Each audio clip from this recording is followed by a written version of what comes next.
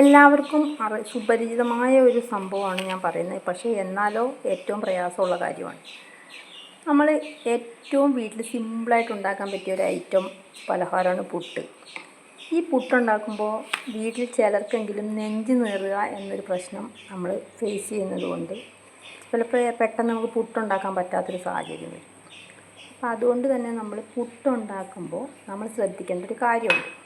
പുട്ടുണ്ടാക്കാൻ പലർക്കും പ്രയാസം അനുഭവപ്പെടുന്നത് പുട്ടിൻ്റെ എങ്ങനെ നനയ്ക്കും എന്നറിയാത്തൊരു പ്രയാസമുണ്ട്. നമുക്കിപ്പോൾ ലേഡീസിന് എല്ലാവർക്കും അറിയുന്നതുകൊണ്ട് അതൊരു വലിയ സംഭവമല്ല. ആദ്യം നമ്മൾ കുറച്ച് വെള്ളത്തിൽ കുറച്ച് ഉപ്പ് കഴിഞ്ഞിട്ട് വെള്ളം കലക്കുക. ഈ പൊടി പുട്ടുണ്ടാക്കാനായിട്ട് എടുത്തേക്കാണ്. ഇനി നമുക്കത് നനച്ചെടുക്കാം. അതിനകത്തോട്ട് ഒഴിച്ച് നമ്മൾ മിക്സ് ചെയ്യുക. പുട്ടിൻ്റെ പൊടി പലതരം പൊടിയുണ്ട്. ഇത് റെഡിമെയ്ഡ് നമ്മൾ കടയിൽ നിന്ന് വാങ്ങിക്കുന്ന പുട്ടിന് വെള്ളം ഒഴിക്കുന്നതും വ്യത്യാസം ഉണ്ടാവും. ഇത് നമ്മൾ വീട്ടിലുണ്ടാക്കി തന്നെ പൊടിച്ച് വറുപ്പിച്ച പൊടിയാണ്. ഇത് ചാക്കരിയുടെ പുട്ടായതുകൊണ്ട് ഇതിനകത്ത് കുറച്ച് വെള്ളം കൂടുതൽ വേണം. അപ്പോൾ അത് ഒരുപാട് കട്ട പോലെ ഉരുണ്ട് വരില്ല. അപ്പോൾ പുട്ടിൻ്റെ പൊടിയുടെ നനവാണ് നമ്മൾ പുട്ട് കറക്റ്റ് ആവുന്നതിന് ഒരു മെയിൻ സംഭവം. ഇതിപ്പോൾ നമ്മൾ വീട്ടിലുള്ള സാധാരണ ലേഡീസിനെ ഉദ്ദേശിച്ച് പറയുന്നതല്ല. നമ്മൾ ഹോസ്റ്റലിലൊക്കെ പോകുമ്പോൾ പയ്യന്മാർക്കും പിള്ളേർക്കുമൊക്കെ വേഗം ഉണ്ടാക്കി കഴിക്കാൻ പറ്റുന്നൊരു ഭക്ഷണം പുട്ടായതുകൊണ്ടാണ്. പക്ഷേ ചില പിള്ളേർക്ക് നെഞ്ചരിച്ചിൽ വരാറുണ്ട്.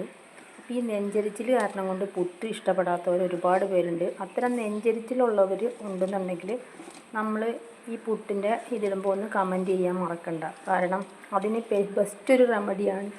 ഒരു മരുന്നായിട്ട് ഒരു ഉപയോഗിക്കാൻ പറ്റുന്നൊരു നമ്മളെ ചെറിയൊരു പൊടിക്കൈയാണത്. വീട്ടിലുള്ള സംഭവം. അപ്പോൾ അത് നീട്ടമൊന്നുമല്ല കേട്ടോ.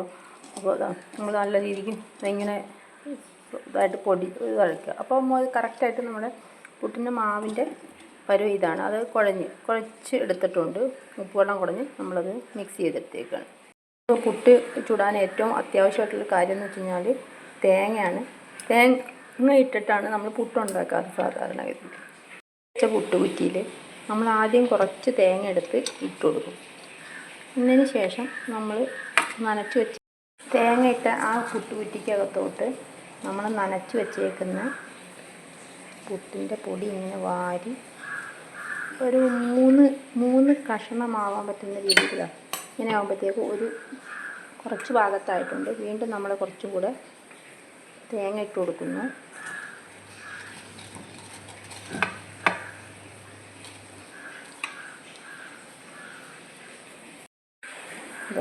രണ്ടാമത് ഇട്ട് കൊടുത്ത് വീണ്ടും നമ്മൾ ഒന്നും കൂടെ തേങ്ങ ഇട്ടതിന് ശേഷം ലാസ്റ്റ് ലെയർ നമ്മൾ ഫില്ല് ചെയ്ത് കൊടുക്കുന്നു. ഇങ്ങനെയാണ് നമ്മൾ പുട്ടിൻ്റെ കുറ്റിക്കകത്ത് ഫില്ല് ചെയ്യുന്ന മെത്തേഡ്. കുടം അടുപ്പിൽ ഗ്യാസിൽ വെച്ച് ചൂടാക്കാൻ കത്തിച്ചതിന് ശേഷം നമ്മൾ ചെയ്യേണ്ട ഏറ്റവും ഇമ്പോർട്ടൻ്റ് കാര്യം എന്ന് പറയുന്നത് നെഞ്ചരിച്ചിൽ ഒഴിവാക്കാൻ വേണ്ടി നമ്മൾ വെക്കുന്ന പുട്ടുകുടത്തിനകത്ത് വെള്ളം ഒഴിച്ചിട്ടുണ്ട്. ഞാനിപ്പോൾ ഇതിൽ വെള്ളം ഒഴിച്ചതിനകത്ത് ചെറിയ ജീരകം 1 സ്പൂണ് അല്ലെങ്കിൽ 1.5 സ്പൂണ് ചെറിയ ജീരകമോ വലിയ ജീരകമോ ഇട്ട് വേണം തിളപ്പിക്കാൻ വെക്കുന്ന വെള്ളത്തിൽ ഇട്ട് തിളപ്പിക്കണം. ആ ജീരകത്തിൻ്റെ ഇതിൽ നിന്നും തിളച്ച് വരുന്ന ഗ്യാസിൻ്റെ എഫക്റ്റ് കൊണ്ട് നെഞ്ചരിച്ചിൽ നമുക്ക് ഒഴിവായി കിട്ടും. ഇതെല്ലാവരും ഒന്ന് ശ്രദ്ധിക്കുക.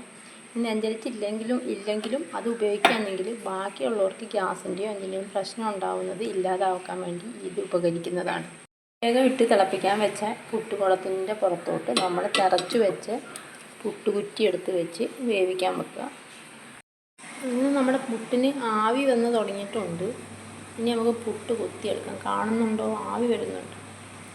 ആവി വന്ന് നല്ലപോലെ ആവി വരിക എന്നുള്ളതാണ് പുട്ട് വേവുന്നതെന്നുള്ളതിൻ്റെ തെളിവ്. അതായത് ഇതുവഴി വരണം, അല്ലാതെ ഇതുവഴി ആവി വന്നാൽ ശരിയാവില്ല. അങ്ങനെ നമുക്ക് നമ്മുടെ പുട്ട് കുത്താം. അങ്ങനെ കുത്തി പുട്ടിന് ശരിയാക്കിടാം. പുട്ട് 3 പീസായിട്ട് വരും. ഇങ്ങനെ 3 പീസായിട്ട് വരുന്നുണ്ട്, കണ്ടില്ലേ? അതിനാണ് നമ്മൾ പുട്ടിനെ ഭയങ്കര ചൂടാണ്. അപ്പോൾ 3 കുഞ്ഞു പീസുകളായിട്ടുള്ള പുട്ടായിട്ട് എടുക്കുന്നത്. ഇത് 2ആയിട്ട് എടുക്കുന്നവരുണ്ട്. ഇങ്ങനെ നമ്മുടെ നെഞ്ചരിക്കാത്ത പുട്ട് റെഡി ആയിട്ടുണ്ട്.